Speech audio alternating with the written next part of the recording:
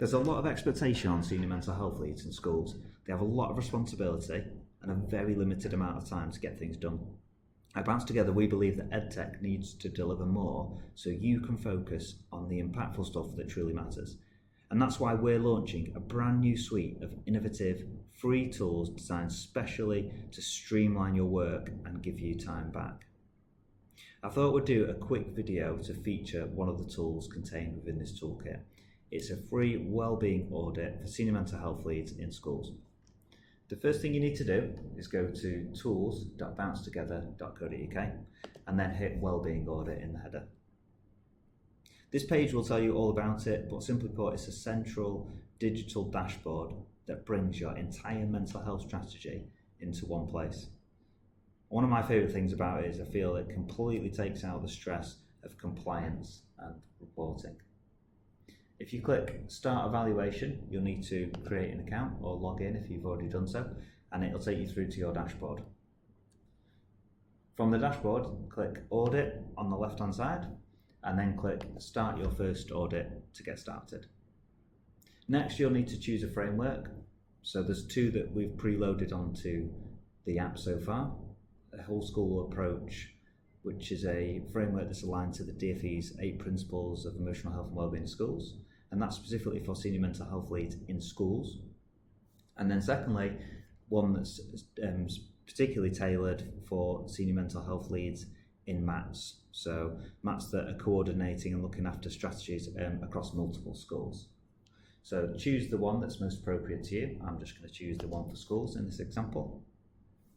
It'll give us a step-by-step guide of what to do, but we'll just click Let's Get Started because I'm going to take you through it.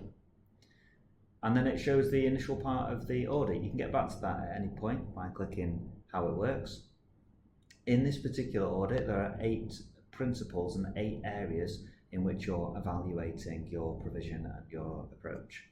So I'm going to click on the first one, which is leadership and management.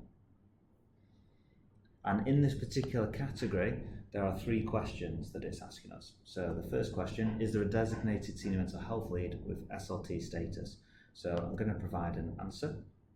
And it's essentially a case of repeating this process for any of the questions within that category. It's really, really easy to do. You can also do 2 things as part of this. You can add evidence, which might be attachments, and you can also add next steps as well. So next steps being any action that you're taking around that particular answer that you've given. This is really useful when it comes to the analysis and when it comes to keeping all of that information stored in one place so that you can reflect back on it. The next question is wellbeing standing agenda item for governors. They'll put in progress or partially implemented for that.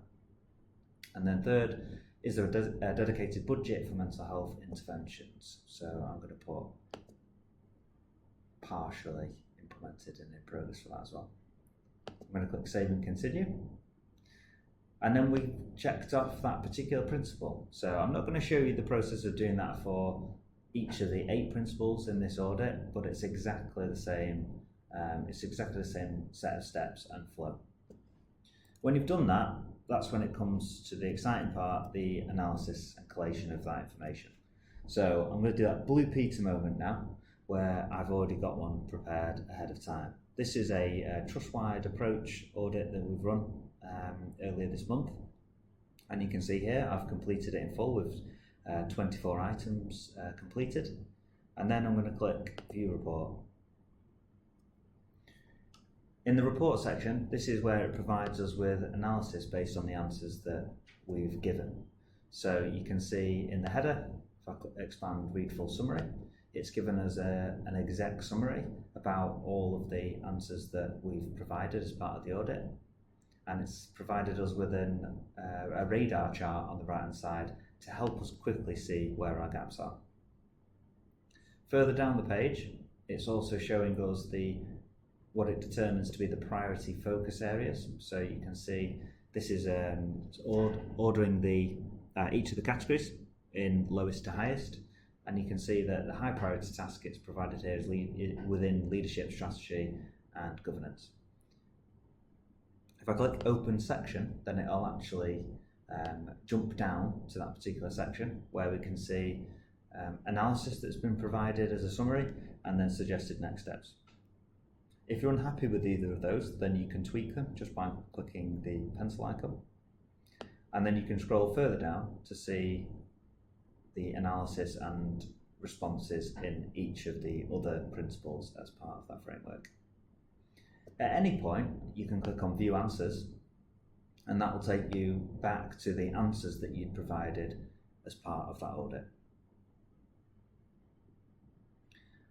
For either the exec summary or the evidence detail, which is what we're looking at now, you can click Export Evidence, and that'll output it to CSV, or Print Report if you want to print it off as well. So that's how you can audit your mental health strategy in just a few minutes.